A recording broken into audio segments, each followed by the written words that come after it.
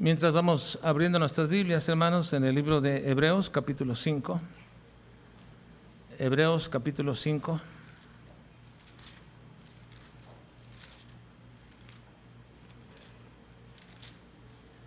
La semana pasada comenzamos con una pequeña serie de temas, al cual se ha denominado entrenándonos para una vida diaria que glorifique a Dios. Entrenándonos para una vida diaria que glorifique a Dios. Y como hemos dicho, el entrenamiento es algo que es consuetudinario, algo que se hace día a día. Si nosotros vamos a glorificar o queremos glorificar a Dios o debemos glorificar a Dios diariamente, entonces requerimos de un entrenamiento. No se puede hacer de manera ocasional, no podemos nosotros entrenarnos ocasionalmente. Tal cosa no es un entrenamiento. Cuando es ocasional, eso no puede llamarse entrenamiento. Así que necesitamos entrenarnos consuetudinariamente para poder tener una vida diaria que glorifique a Dios. Y la semana pasada vimos que una parte de ese entrenamiento es echar a andar nuestro albedrío espiritual. El albedrío espiritual. La semana pasada es entrenarnos usando nuestro albedrío espiritual. Y hoy vamos a ver otro aspecto de ese entrenamiento, y es procurar desarrollar en nuestras vidas el reverencial miedo. El reverencial miedo. Si vamos a glorificar a nuestro Dios, necesitamos en primer lugar echar a andar aquello que ya fue impuesto en nosotros, que es nuestro albedrío espiritual. Ahora bien, la semana pasada también establecimos un axioma. Recuerden que un axioma es una aseveración, una verdad que no admite duda, es aceptada de manera general y universal. Así que entonces estamos hablando de un axioma espiritual, bíblico o escritural, y debemos tomarlo muy en cuenta. Este axioma es: toda toma de decisiones de cualquier índole, de cualquier peso, de cualquier importancia en nuestras vidas, siempre va a llevar un aspecto espiritual que debemos observar y que debemos de considerar. Una vez más, todas las decisiones que tomamos en nuestra vida de cualquier índole, importancia en nuestras vidas, siempre llevará un aspecto espiritual que debemos aprender a observar y a considerar. Todos los días estamos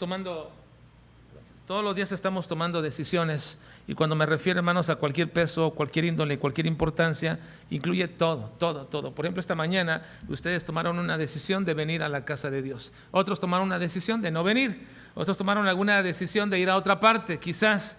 Pero toda decisión lleva un carácter espiritual que debemos de considerar. Algunos son decisiones importantes, otras son decisiones simples y sencillas, otras son muy trascendentes. Por ejemplo, esta mañana venir a la casa de Dios. ¿Cómo consideran ustedes la decisión de venir a la casa de Dios o no un domingo por la mañana? ¿En qué nivel está de nuestras vidas?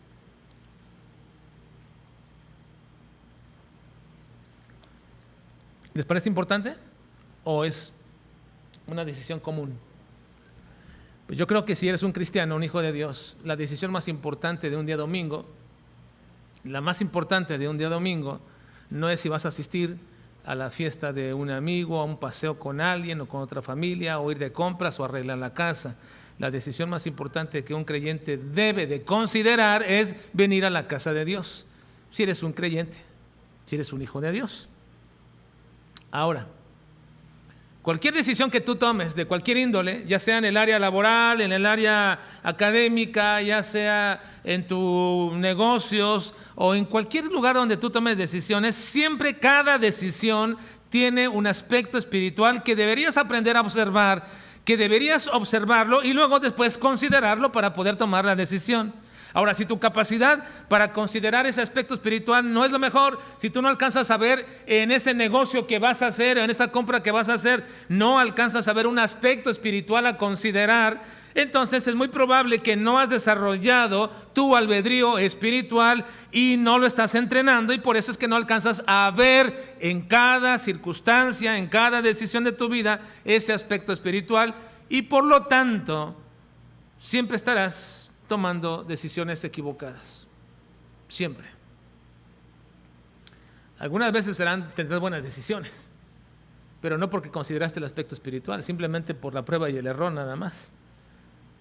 Pero siempre que tomes en cuenta los aspectos espirituales en tus decisiones, estás seguro que cuando las consideras bien, tu decisión será siempre la correcta, aun cuando los resultados aparentemente no te lo dejen ver así. Pero siempre será la mejor decisión. Ahora, la razón, hermanos, de por qué es que todas las decisiones de nuestra vida tienen un aspecto espiritual que hay que considerar es precisamente porque nuestra nueva vida en Cristo no puede ser considerada como una dualidad. Es decir, no tengo dos vidas. No puedo pensar, yo tengo dos vidas en mí, la vida antigua y la vida nueva. No, ciertamente hay una vida antigua, la cual ha quedado borrada, pero no puedes decir, estoy sometido a dos vidas en mí. No consideres una dualidad en tu vida. Ciertamente nuestra vida está escindida en una antigua naturaleza y en una nueva, pero definitivamente nosotros tenemos ahora una nueva vida en Cristo. Cuando Cristo vino a nosotros, nuestra nueva vida se hace presente, y esa nueva vida es una vida espiritual.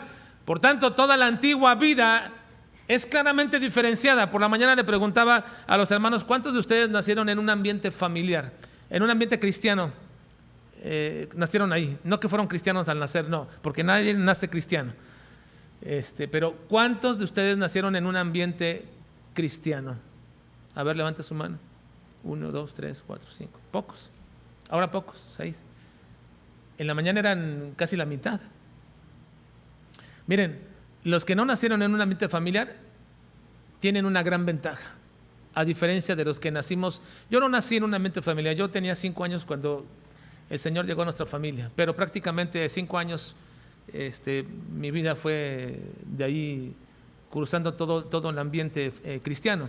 Pero estamos en una desventaja con aquellos que no nacieron en un ambiente familiar cristiano. La desventaja es esta, que ellos tienen muy marcado la visión de la vida antigua y la visión de la vida nueva. Ellos lo pueden observar. Pueden decir, mi vida antes de Cristo era así, vivía de esta forma, de esta manera, de esta forma, todo, cómo era una vida depravada, una vida perdida, una vida moral, una vida religiosa, una vida diferente. Pero cuando Cristo vino a nuestra vida, ahora su visión es diferente, ¿no es cierto? Ahora la visión de nuestra vida es totalmente diferente. Podemos observar y decir que nuestra vida es completamente diferente a lo que era antes. Y eso es precisamente lo que sucede cuando Cristo viene a nuestras vidas. Una nueva vida fue implantada en nosotros. Por tanto, todo lo que hacemos siempre tendrá un efecto y una connotación espiritual. Si ahora he nacido en Cristo, dice la Biblia, nueva criatura soy. Las cosas viejas pasaron, todas son hechas nuevas. El haber nacido físicamente me llevaba a una vida donde solamente lo material, lo mundano me llamaba y me atraía. Pero al nacer en Cristo, algo fue plantado en mí, una nueva naturaleza que ahora me permite ver las cosas de manera diferente y espiritual.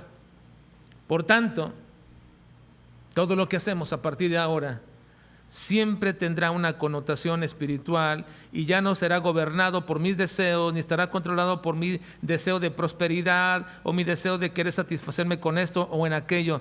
Siempre debo tener presente y entender que el aspecto espiritual está presente en mí donde quiera que yo ande, no solamente en la iglesia, no.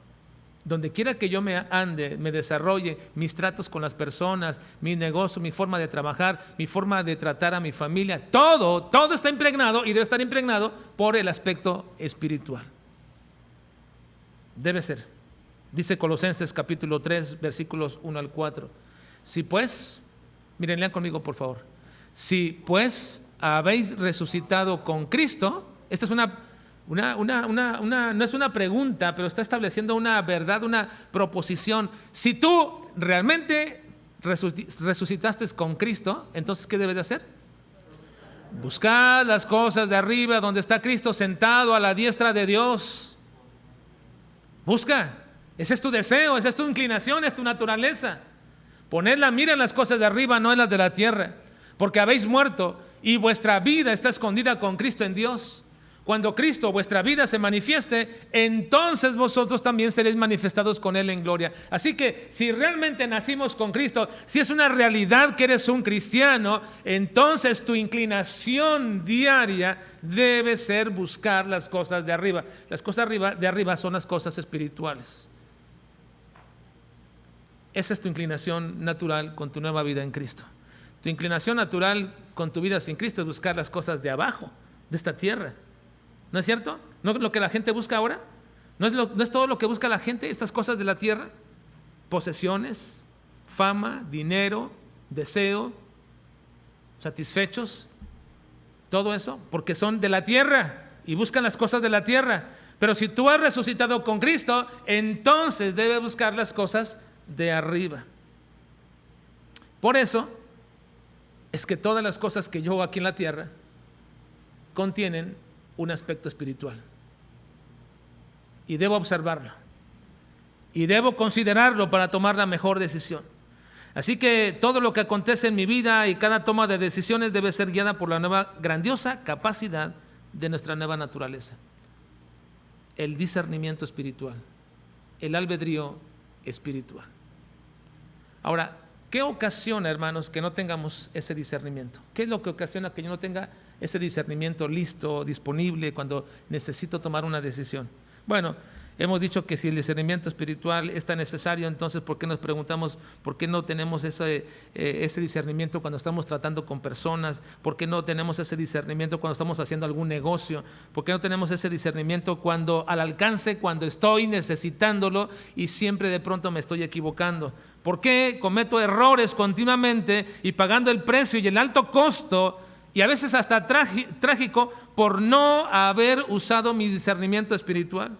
Bueno, ya la semana pasada vimos que uno de los graves problemas en el creyente es que su discernimiento espiritual no ha sido ejercitado.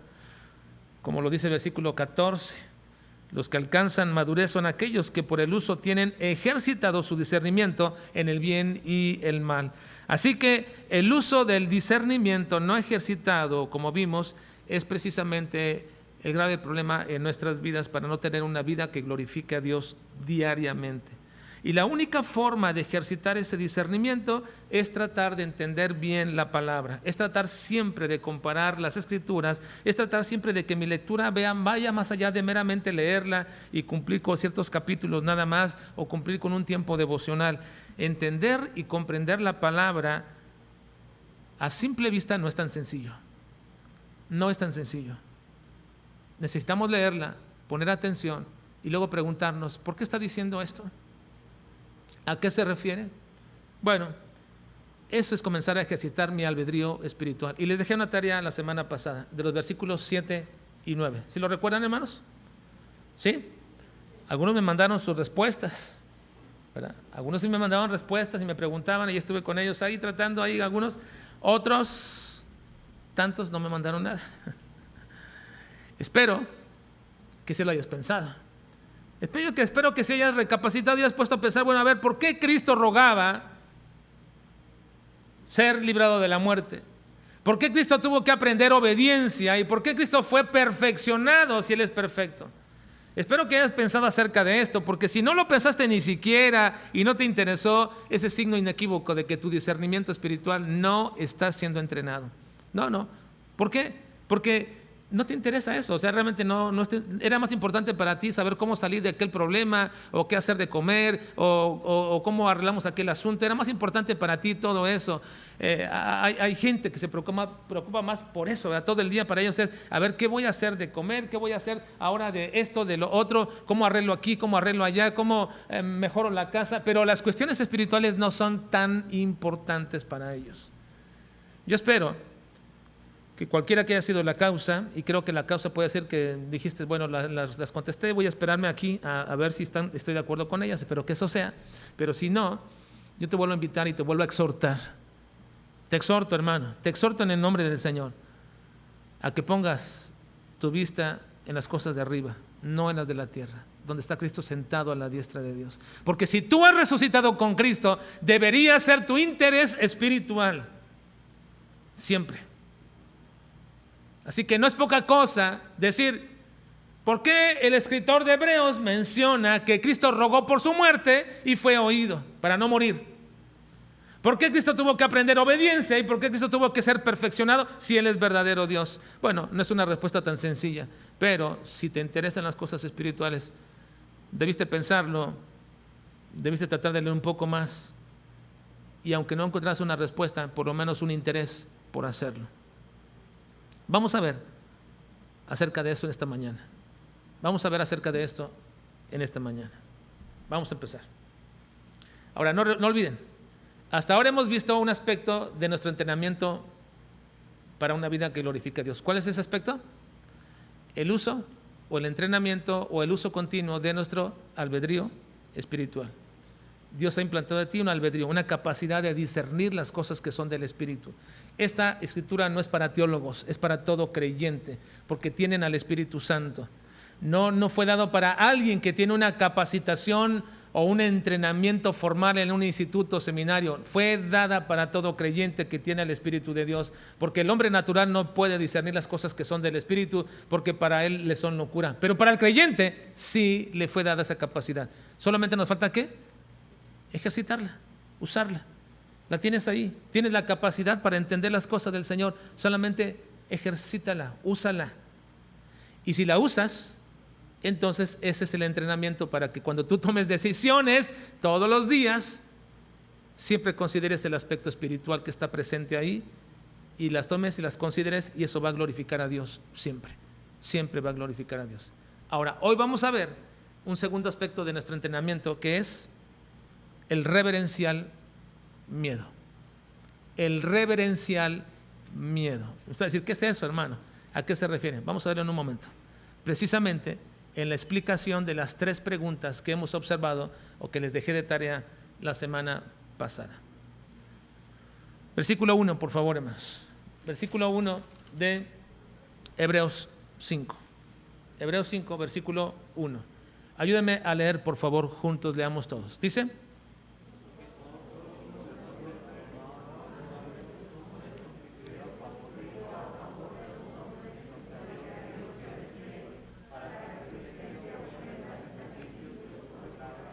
muy bien, sé que voy a apelar, hermanos, a su entendimiento del lector. ¿Y en qué tema está introduciendo aquí el escritor de Hebreos? ¿Qué tema es el que va a introducir aquí, hermanos? Porque todo sumo sacerdote tomado de entre los hombres es constituido a favor de los hombres en lo que a Dios se refiere, para que presente ofrendas y sacrificio por los pecados. ¿Cuál es el tema a tratar? Hermanos, el sacerdocio. El sacerdocio. El autor comienza este capítulo con una explicación de una de las instituciones más importantes o de los aspectos más importantes de la religión judía: el sacerdocio. El sacerdocio era uno de los aspectos más importantes de la religión judía. Si no había sacerdocio, en realidad no había religión como tal judía. Era necesario el sacerdocio. Dice versículo 1 que todo sumo sacerdote tomado de entre los hombres es constituido a favor de los hombres. Ahora déjenme explicarles en este aspecto precisamente lo que es el papel del sacerdote en este aspecto, hermanos, porque esto nos va a dar la pauta para contestar las preguntas que les dejé de tarea. Bueno, el sacerdote, hermanos, era constituido por Dios a favor de los hombres. Miren, un sacerdote era puesto para favorecer, para interceder ante Dios por los hombres. No, el sacerdote no intercedía de Dios para con los hombres, intercedía de los hombres para con Dios.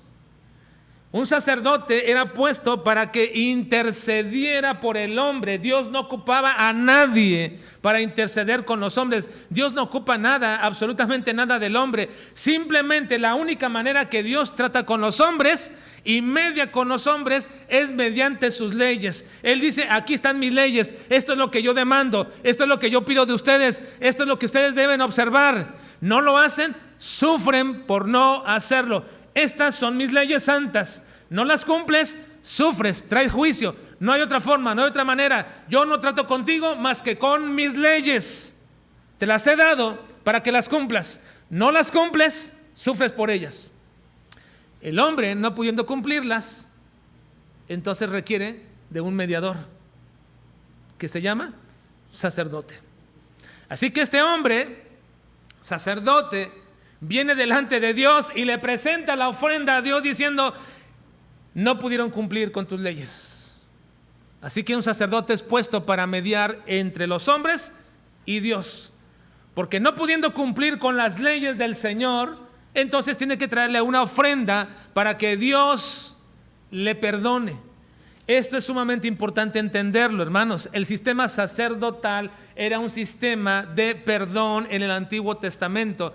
En el Antiguo Testamento, esto es muy importante y trascendente teológicamente hablando, hermanos. En el Antiguo Testamento existía el perdón mediante la ofrenda o el sacrificio, pero no existía la redención. La redención no existía. La redención es un concepto del Nuevo Testamento y no existía hasta el Señor Jesucristo. Existía el perdón. Cuando un hombre quebrantaba una ley del Señor, venía entonces con una ofrenda y la presentaba por medio del sacerdote ante Dios, y el hombre era perdonado, pero no era redimido. ¿Qué significa esto? Bueno, que cada vez que un hombre pecaba, necesitaba una y otra vez traer un sacrificio, una ofrenda. ¿Quieres ser perdonado? Ve y lleva la ofrenda. ¿Qué significa la redención? La redención significa que todos los pecados, toda la cuenta, toda la paga, todo lo que yo le debía al Señor, fue perdonada. Soy redimido de toda mi deuda. Así que cuando Cristo murió como una redención por nosotros, se pagaron todos los pecados pasados, presentes y futuros.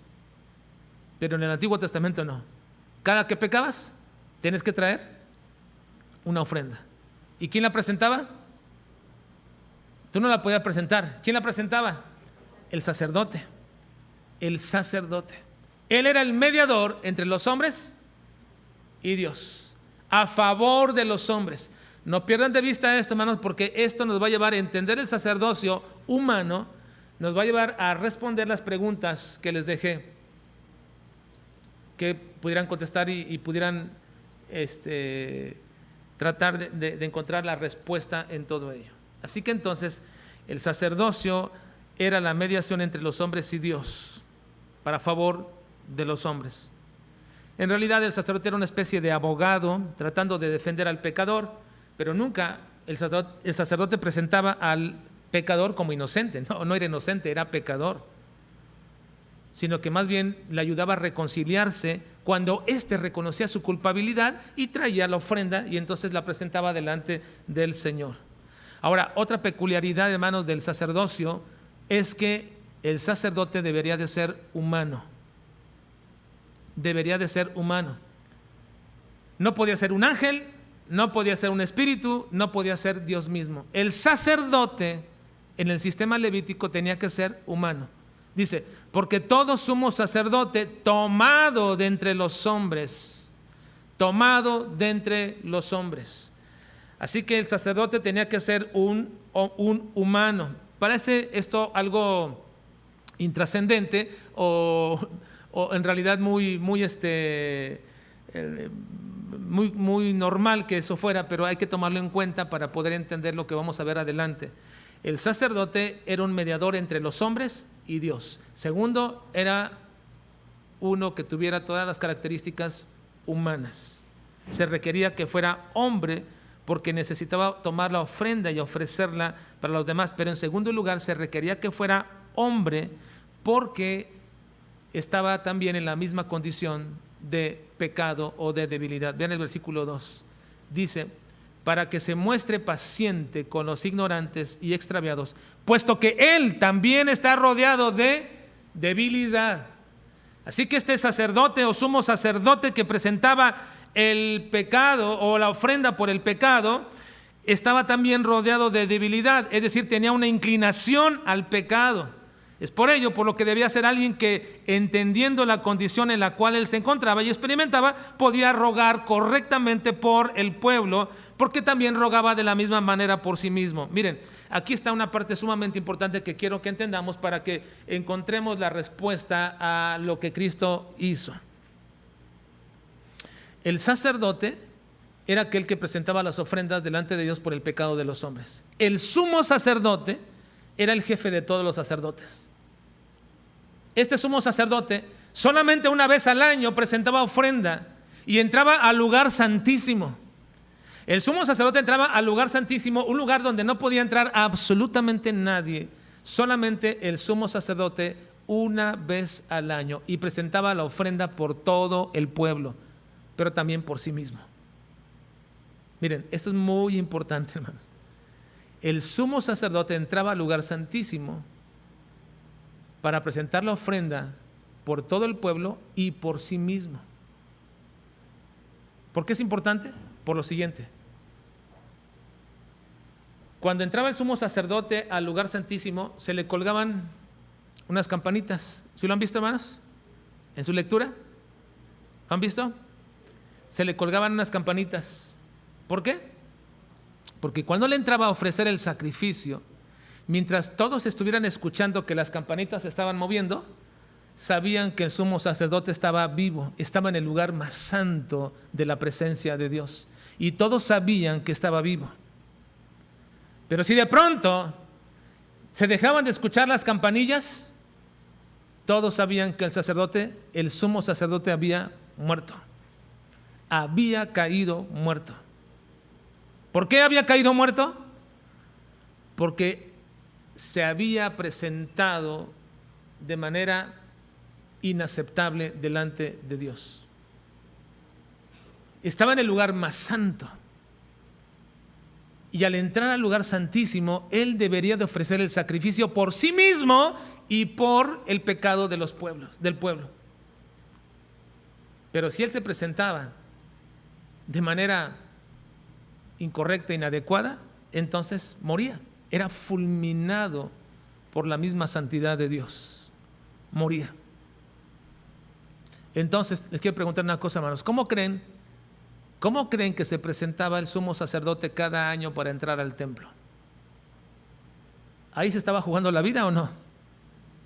Entonces, cuando se preparaban, se vestía, cuando estaba tomando la ofrenda, cuando daba los primeros pasos, ¿ustedes creen que iba muy tranquilo este sumo sacerdote, hermanos? Estaba entrando con un miedo, porque al entrar el umbral del lugar santísimo, y si no era aceptable delante de Dios, caería muerto en ese mismo momento.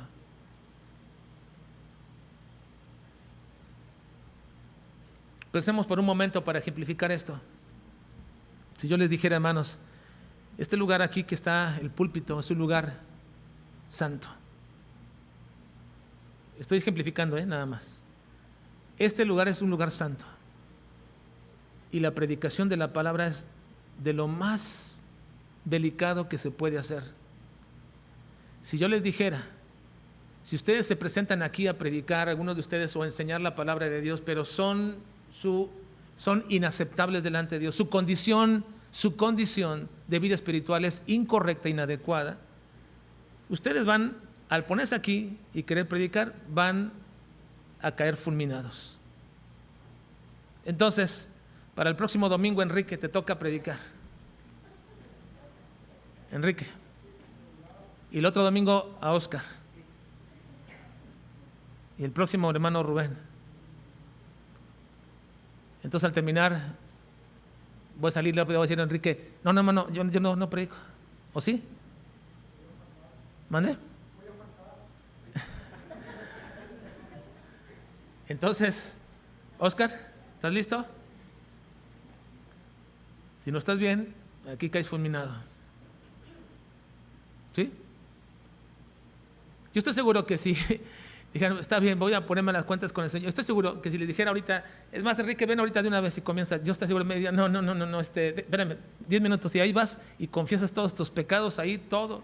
allá en un cuartito y ruegas y pides al Señor y estás rogando, Señor, no quiero caer fulminado porque soy un hombre pecador, porque he cometido tantas, y seguramente van a pasar delante de ti todas las cosas que has hecho equivocadamente porque sabes que está en peligro de muerte por causa de tu condición pecaminosa, ¿cierto o no? Hermanos, esa era la condición del sumo sacerdote. Cuando iba a entrar al lugar santísimo a ofrecer el sacrificio una vez por año, estaba entrando y entraba con un miedo tremendo a la santidad de Dios. Se sentía con un temor y un miedo tremendo de poder entrar ahí y no ser aceptado por el Señor mismo. Por eso dice versículo 2, para que se muestre paciente con los ignorantes y extraviados, puesto que Él también está rodeado de debilidad. Y luego versículo 3, vean lo que dice, y por causa de ello, vean ahora hermanos, ¿por qué lo tenía que hacer? Versículo 3, y por causa de ella, la debilidad que está rodeado, su pecaminosidad, y por causa de ella debe ofrecer por los pecados, tanto por sí mismo, como también por el pueblo. Así que entonces el sumo sacerdote, para poder rogar por el pueblo verdaderamente como debería de rogar y presentar ante Dios el sacrificio por todo el pueblo, porque él era el sumo sacerdote encargado de toda la nación, de mantener el estatus espiritual de la nación y presentar el pecado por toda la nación, ese sumo sacerdote entonces tenía él en ese momento una tremenda responsabilidad de entrar de la mejor manera y rogar en primer lugar por sí mismo y también a la vez rogar de la misma manera por el pueblo. Porque si no rogaba por sí mismo vehementemente de ser perdonado, tampoco podía rogar de la misma manera por el pueblo. Ahora, supongamos que el sacerdote no moría, no pasaba nada en absoluto, que el sacerdote simplemente presentaba la ofrenda como cualquier otra ofrenda. Entonces, ¿cuál era el ruego que tendría por el pueblo?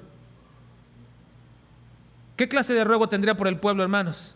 Si nada acontecía, si nada pasaba, si era común y corriente presentar una ofrenda y entrar al lugar santísimo sin ningún problema, ¿cuál sería la manera como presentaba él por el pueblo la ofrenda?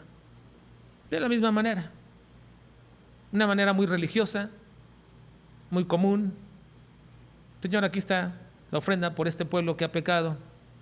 Todos son unos pecadores, Señor, pero ahí está la ofrenda. No. El ruego del sumo sacerdote era tan vehemente porque de ello dependía su propia vida. Por eso dice que se mostraba paciente con los ignorantes y extraviados. Se mostraba paciente con los ignorantes y extraviados. Ahora, déjenme decirles, hermanos, que en este sistema sacerdotal, el sacerdote presentaba la ofrenda por el pecador. ¿Pero qué clase de pecador? ¿Qué clase de pecador venía con ofrenda?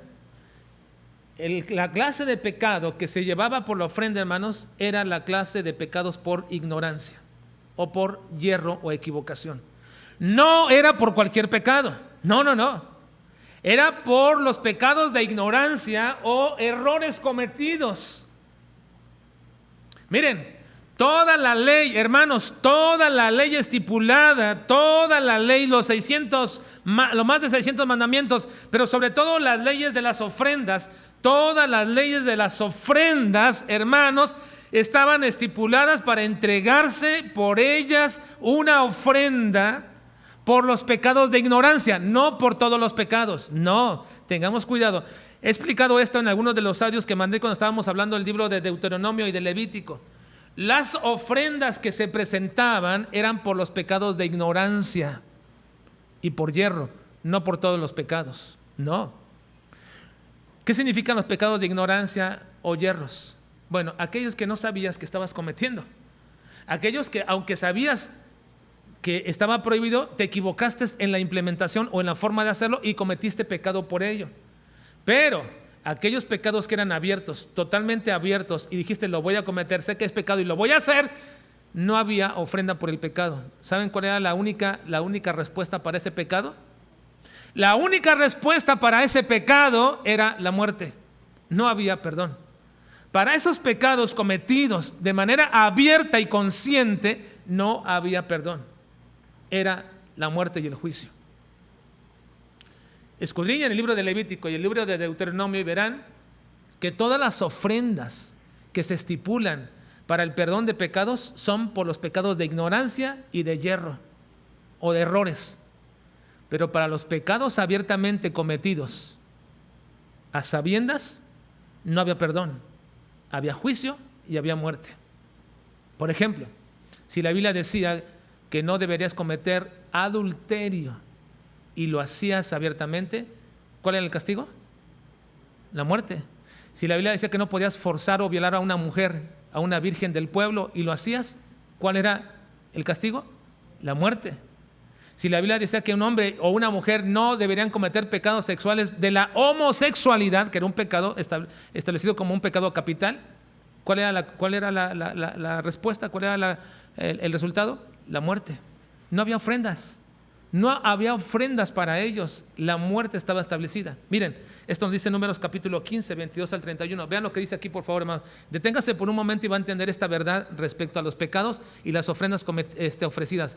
Y cuando errareis y no hicieres todos estos mandamientos que Jehová ha dicho a Moisés, todas las cosas que Jehová os ha mandado por medio de Moisés desde el día que Jehová lo mandó y en adelante por vuestras edades, si el pecado fue hecho por yerro, con ignorancia de la congregación, toda la congregación ofrecerá un novillo por holocausto en olor grato a Jehová, con su ofrenda y su libación conforme a la ley, y un macho cabrío en expiación. Y el sacerdote hará expiación por toda la congregación de los hijos de Israel y les será perdonado, porque yerro es. Y ellos traerán sus ofrendas, ofrenda encendida a Jehová, y sus expiaciones delante de Jehová por sus yerros. Y será perdonado a toda la congregación de los hijos de Israel y al extranjero que mora entre ellos, por cuanto es yerro de todo el pueblo. Si una persona pecare por yerro, ofrecerá una cabra de un año para expiación. Y el sacerdote hará expiación por la persona que haya pecado por yerro, cuando pecare por yerro delante de Jehová. La reconciliará y le será perdonado. El nacido entre los hijos de Israel y el extranjero que habitare entre ellos, una misma ley tendréis para el que hiciere algo por yerro. Ahora vean lo siguiente: mas la persona que hiciere algo con soberbia, así el natural como el extranjero, ultraja a Jehová, esa persona será cortada de en medio de su pueblo, por cuanto tuvo en poco la palabra de Jehová y menospreció su mandamiento. Enteramente será cortada esa persona, su iniquidad caerá sobre ella. Ahora, para esto era el sistema sacerdotal. ¿Para qué? Para poder mediar entre el pecado de ignorancia y de error del hombre para con Dios.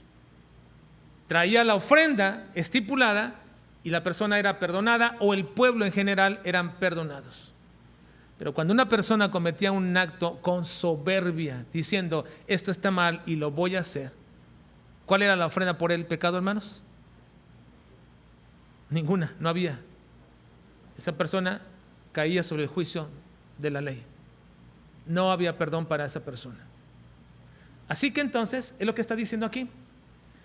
Hablándonos del sacerdocio, un sacerdote que debe ser humano, constituido a favor de los hombres, y que entrega una ofrenda por la ignorancia y el yerro del pueblo, porque él mismo está rodeado de esa debilidad, él mismo es pecador, y de manera que el ruego que hace por el pueblo es el mismo ruego que hace por sí, porque de ese ruego depende su vida. Así que cuando este hombre, sacerdote, sumo sacerdote, entra al lugar santísimo, entra con un miedo por lo que le va a acontecer, y el ruego que hace es un ruego de miedo. Un ruego de miedo de no ser acepto delante de Dios, donde se escudriña profundamente en su corazón todo lo que él es, y está rogando con miedo. Ahora, este sumo sacerdote no es puesto por los hombres, fue puesto por Dios. ¿De dónde lo tomó? De la línea de Aarón, el hermano de Moisés. Todos los hijos de Aarón serán sacerdotes. Y luego el sumo sacerdote se escogerá dentro de todos ellos. Vean el versículo 4. Y nadie toma para sí esta honra, la honra de entrar hasta el lugar santísimo y ofrecer por todo el pueblo. Y nadie toma para sí esta honra, sino el que es llamado por Dios, como lo fue Aarón. Ahí termina la breve explicación previa de lo que es el sacerdocio humano que nos está dando el escritor de Hebreos. Ahí termina para luego introducirnos ahora a la parte comparativa con Cristo. Vean, las preguntas que yo les hice respecto de Cristo que ustedes escudriñaran, hermanos, era presentar aparentemente algo inaceptable en la persona de Cristo. ¿Cómo Cristo podría estar rogando por no morir? ¿Cómo Cristo podría estar aprendiendo obediencia si Él era Dios? ¿Y cómo Cristo podía ser perfeccionado si Él era perfecto? Bueno, lo que el escritor de Hebreos pone aquí como aparentes incógnitas o preguntas o circunstancias que podrían dejar mal a la persona de Cristo, lo que en realidad está haciendo el escritor de Hebreos es poner eso para explicarnos que eso que está presentando hace superior a Cristo que cualquier otro sumo sacerdote. Primero nos explica cómo es el sumo sacerdote, tomado entre los hombres, es con un temor o un miedo, clama y ruega por sí mismo y por todo el pueblo, y trae una ofrenda por todo el pueblo, y es paciente con todos los ignorantes por su pecado. Pero ahora, y proviene de la línea de Aarón, pero ahora nos va a decir, comparado con esto, el sacerdocio de Cristo es superior. ¿Y cómo lo va a explicar? Bueno, diciéndonos lo siguiente. ¿Cómo debería ser el sacerdocio de Cristo, hermanos? Si Cristo es nuestro sumo sacerdote, ¿debería ser hombre o no? Hermanos, ¿debe ser Cristo hombre o no? Sí. Si va a ser sacerdote de hombres, debe ser hombre, porque ¿cómo puede interferir? ¿Cómo puede mediar entre el hombre y Dios? Tendría que ser un hombre para poder intermediar, no un ángel, no un espíritu, porque no serían verdaderos intermediadores. Tendría que ser hombre. Así que está diciendo, en primer lugar, que el sacerdocio de Cristo es semejante al de los hombres, pero superior al de los hombres. Esa es la pauta, esa es la respuesta, ese es el argumento que va a establecer el escritor de Hebreos. Primero nos dice cómo es el sacerdocio de los hombres y luego nos dice el de Cristo es semejante al de los hombres, pero es superior. Semejante en que contiene las mismas condiciones, pero es superior. ¿En qué aspectos? Bueno, vamos a ver. ¿En qué aspectos el sacerdocio de Cristo es superior al de los hombres, pero semejante al de los hombres? Versículo 5. Así, esa palabra es muy importante, ¿verdad? Así, porque está haciendo una comparativa de lo que viene diciendo, de todo lo que viene mostrándonos, de todo lo que ha dicho del sacerdocio humano. Ahora viene precisamente para compararlo. Dice, así tampoco Cristo se glorificó a sí mismo haciéndose sumo sacerdote. Él no se hizo sumo sacerdote, dice, sino el que le dijo, tú eres mi hijo, yo te he engendrado hoy, como también dice en otro lugar, tú eres sacerdote para siempre según el orden de Melquisedec. ¿En qué es semejante el sacerdocio de Cristo con el sacerdocio de los hombres, el de Aarón? En lo siguiente, en que en el de Aarón Dios fue el que lo puso, y en el de Cristo fue mismo Dios quien lo puso como sacerdote. Dios lo puso como sacerdote. Por eso dice, así tampoco Cristo se glorificó a sí mismo. Si el hombre no toma gloria para sí haciéndose sumo sacerdote porque Dios lo puso, tampoco Cristo toma gloria para sí porque Dios mismo lo pone. Así tampoco Cristo se glorificó a sí mismo haciéndose sumo sacerdote, sino que le dijo, tú eres mi hijo, yo te he engendrado hoy, y como también dice en otro lugar, tú eres sacerdote para siempre según el orden de Melquisedec. Pero aunque es semejante en que él no lo puso, él no se puso, sino que Dios lo puso, como al de Aarón Dios lo puso y como a Cristo Dios lo puso, ¿en qué es superior? Superior es en cuanto al origen del sacerdocio. ¿De dónde provenía el sacerdocio de los hombres? De Aarón. ¿De dónde proviene el sacerdocio de Cristo? ¿De dónde? De Melquisedec. Porque si proveniera de Aarón, entonces no es superior, sigue siendo igual. Pero para ser superior, tiene que venir de otra línea. ¿Y cuál es esa línea? La línea de Melquisedec. Ahora ustedes dirán, pero entonces ¿hay dos líneas sacerdotales? Sí las hay, nada más que una es superior a la otra. Una es superior a la otra. ¿Cuál es la superior? ¿La de Aarón o la de Melquisedec? ¿Por qué? Le voy a decir por qué. ¿Por qué es más antigua que la de Aarón? Melquisedec aparece en el libro de Génesis con Abraham. ¿Se acuerdan? Abraham fue a rescatar a Lot, su sobrino, y cuando trajo todo a Aarón y ganó la guerra, trajo todo, le entregó de todo lo que él tomó, le entregó los diezmos ¿a quién? A Melquisedec. Este Melquisedec es un hombre extraño, pero le entregó los diezmos porque reconoció que era un sacerdote, pero un sacerdote totalmente diferente. Ahora, de Abraham, donde aparece este Melquisedec, hasta el sacerdocio donde aparece Aarón, ¿cuántos años creen que pasaron, hermanos? A ver, alguien debe saberlo, por supuesto. Desde Abraham hasta Aarón, ¿cuántos años pasaron? Abraham tuvo un sueño, en una ocasión una visión donde partió animales y de pronto las aves se posaban sobre ella y Abraham las espantaba, pero luego se quedó dormido. Debido a esta visión que estaba sucediendo, el Señor le dijo una revelación: Abraham, ten por cierto que tu descendencia morará en tierra extranjera, en Egipto, por 400 años. ¿Cuánto tiempo duró Israel en Egipto? 400 años. A los 430 años salieron de allí Moisés, Aarón y todos ellos. Cuando están en el desierto es cuando Dios pone nuevamente, o es cuando Dios establece el sacerdocio de Aarón. Entonces, ¿cuántos años pasaron entre el sacerdocio de Melquisedec y el de Aarón? 400 años. ¿Por qué es superior? ¿Por qué es superior el sacerdocio de Melquisedec? En primer lugar, por su antigüedad.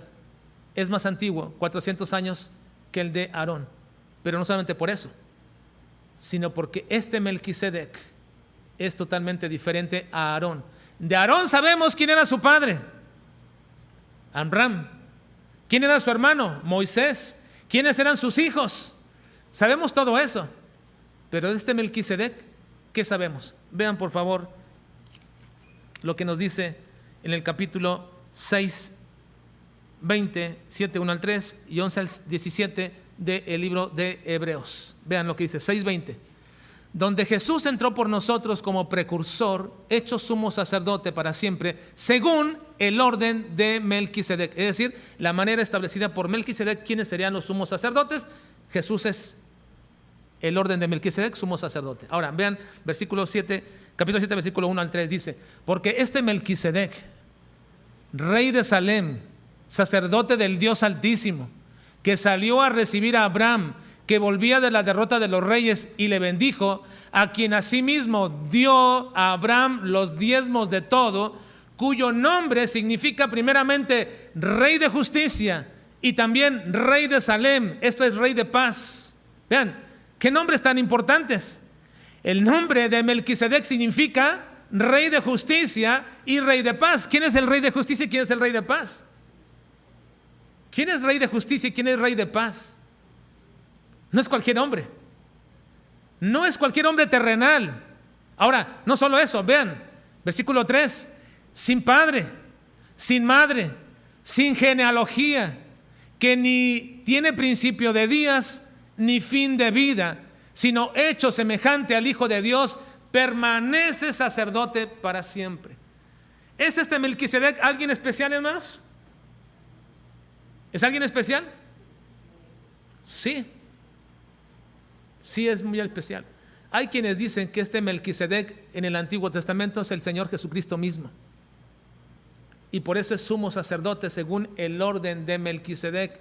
Es rey de justicia, es rey de paz, no tiene genealogía, no tiene padre, no tiene madre, no tiene genealogía, no tiene principios de días, ni tiene fin de días. Ahora, vean lo que dice respecto a esto en el versículo 11 al 17. Si pues la perfección fuera por el sacerdocio levítico, es decir, el de Aarón, porque bajo él recibió el pueblo la ley, si la perfección fuera por el sacerdocio levítico, ¿qué necesidad habría aún de que se levantase otro sacerdote según el orden de Melquisedec y que no fuese llamado según el orden de Aarón? Porque cambiando el sacerdocio, necesario es que haya también cambio de ley. Y aquel de quien se dice esto es de otra tribu, de la cual nadie sirvió al altar. Porque manifiesto es que nuestro Señor vino de la tribu de Judá, de la cual nada habló Moisés tocante el sacerdocio. Y esto es aún más manifiesto si a semejanza de Melquisedec se levanta un sacerdote distinto, no constituido conforme a la ley del mandamiento acerca de la descendencia, sino según el poder de una vida indestructible. Vean, ¿cómo fue constituido como sacerdote? Según el poder de una vida indestructible, pues se da testimonio de él. Tú eres sacerdote para siempre, según el orden de Melquisedec. Ahora, déjeme decir algo, hermano. Esto que acabamos de leer en este momento es un poco difícil de entender, ¿sí o no, hermanos? ¿Sí o no? A primera vista uno está leyendo y dice, bueno, ¿qué está refiriendo? ¿Qué dice? Es un poco difícil. Por eso le digo que el libro de Hebreos es uno de los libros que más requieren de nuestro uso de albedrío espiritual. Hay que releer, entender, estudiar y luego ver. Porque ¿sabes qué, hermano? Cuando sacamos esto y cuando lo entendemos, sacamos tesoros teológicos sumamente importantes que van a gobernar nuestra vida, que cuando entiendes esa verdad, entonces se te hace fácil discernir sobre asuntos sencillos de la vida, el aspecto espiritual. Ahora, sí es difícil. A resumidas cuentas le voy a decir qué significa todo esto que acaba de decir. Está diciendo que según el sistema sacerdotal hecho mediante Aarón, ninguna persona alcanza la salvación o la perfección delante de Dios para entrar al lugar santísimo. Para entrar al lugar santísimo, es decir, la gloria de Dios, no se requiere que tú seas impecable, ni que tú seas perfecto. Se requiere que tú tengas completo lo necesario para entrar. Ahora, en el Antiguo Testamento lo que se hacía era entregar una ofrenda de un cordero, de un macho cabrío, de una paloma o cualquier ofrenda, y se te perdonaba, pero no podías entrar al cielo. ¿A dónde iban las personas que morían así? Todas las antiguos testamentarias antes de Cristo, ¿a dónde iban? Iban a lo que se llama el seno de Abraham. Allí estaban. No eran redimidas, no podían entrar al lugar santísimo. Entonces, ¿qué se requería?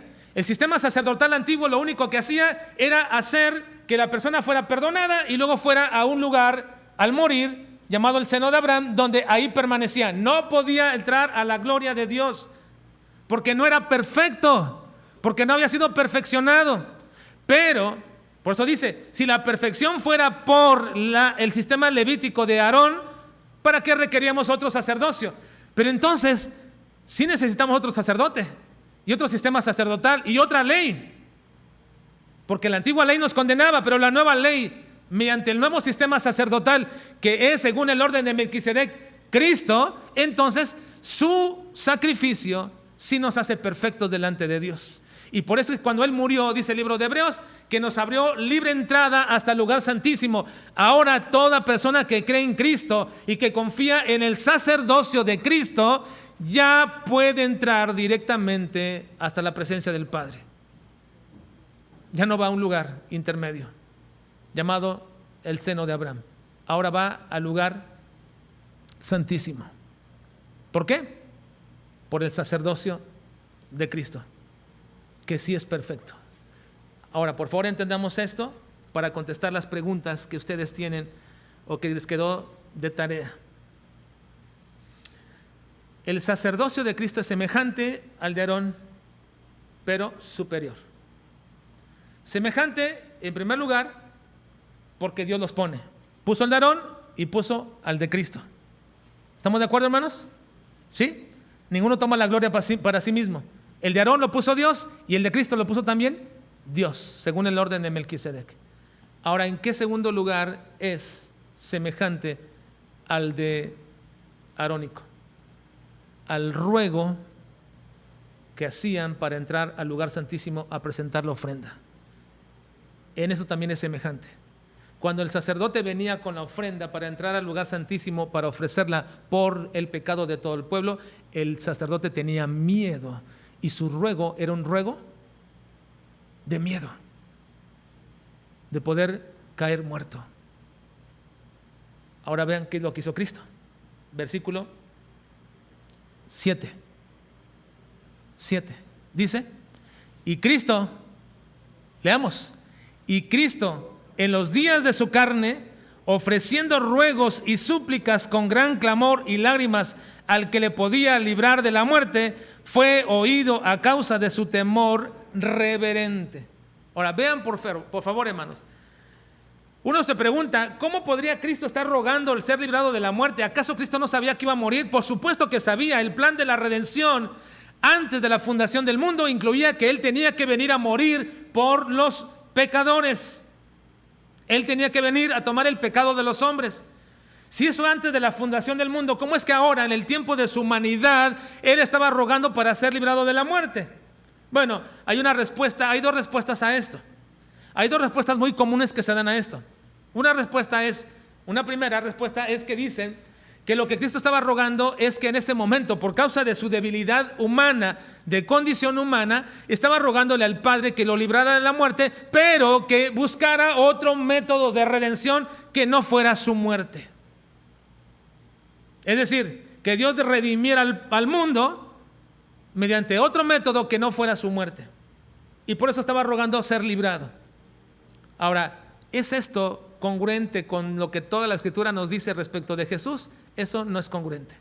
Cristo sabía que iba a morir y Él estaba dispuesto a morir. Vean lo que dice Juan 12:27. Ahora está turbada mi alma. Eso es previo a la muerte de Cristo ya. Está previo, ya está a punto, unos días de morir.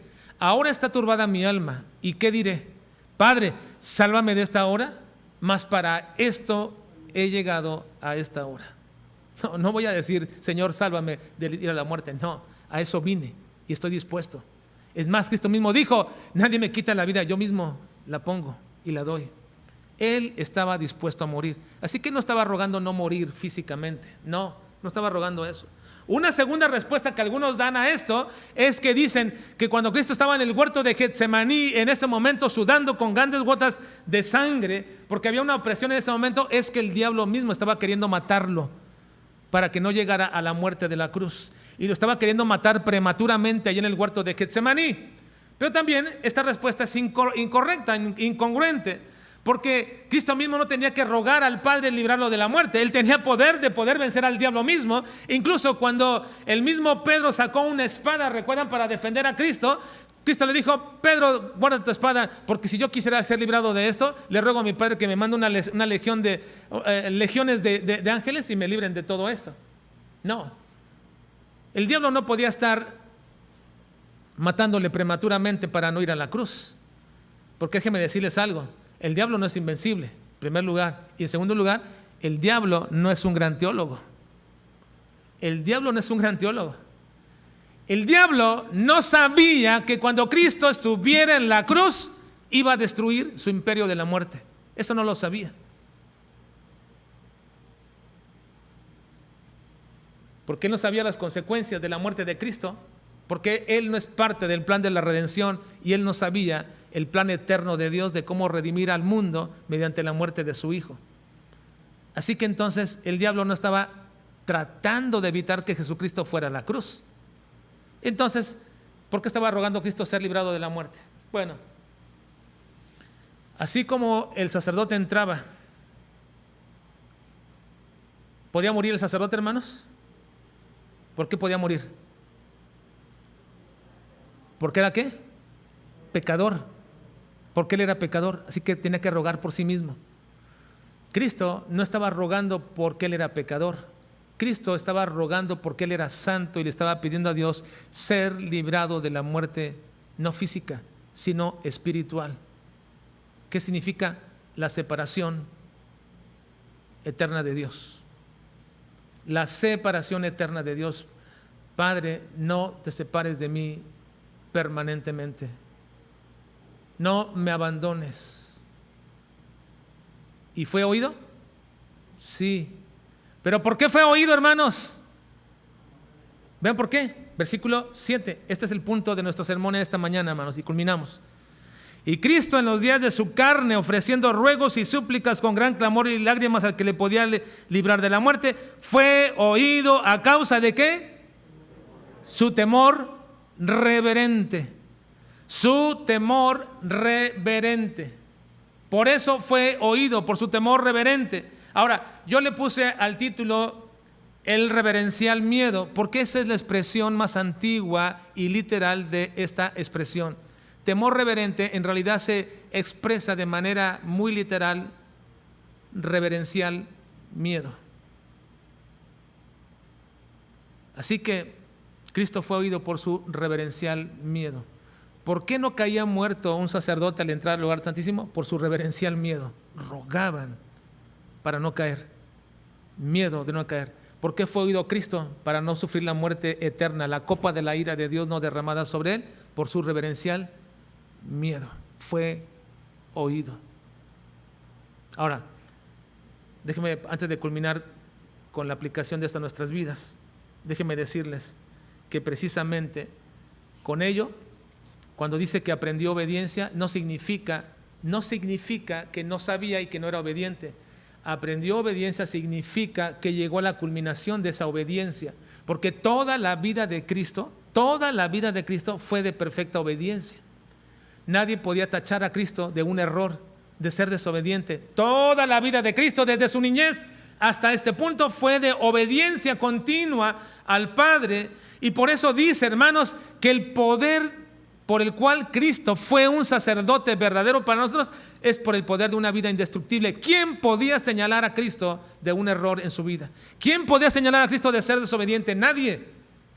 Por eso es que el último paso, el último escalón de la obediencia era ir a la cruz.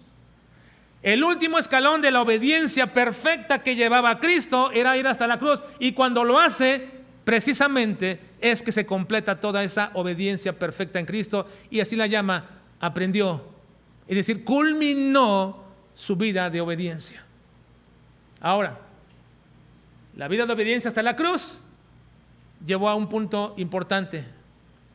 ¿Qué estaba tratando de hacer Cristo, hermanos?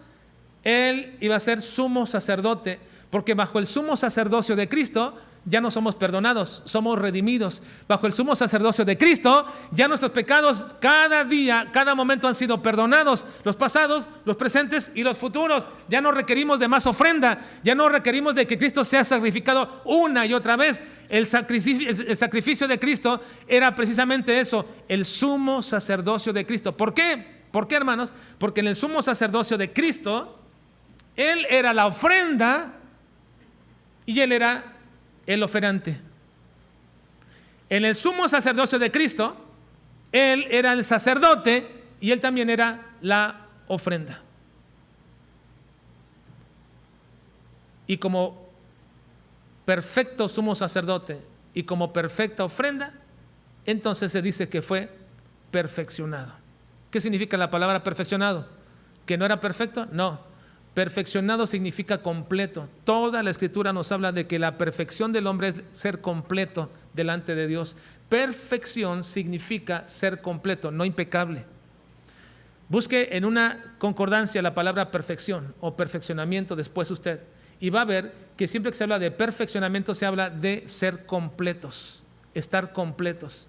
Así que, ¿qué le faltaba a Cristo para ser sumo sacerdote, hermanos? Para ser perfecto, completo. ¿Qué le faltaba a Cristo para ser sumo sacerdote? Nada más entregarse Él como ofrenda. Él mismo entregarse como ofrenda. Y entonces era perfecto. ¿Sí, hermanos? Ahora, ¿qué necesitamos nosotros desarrollar para tener una vida diaria que glorifique a Dios? Necesitamos desarrollar el reverencial miedo. Reverencial miedo.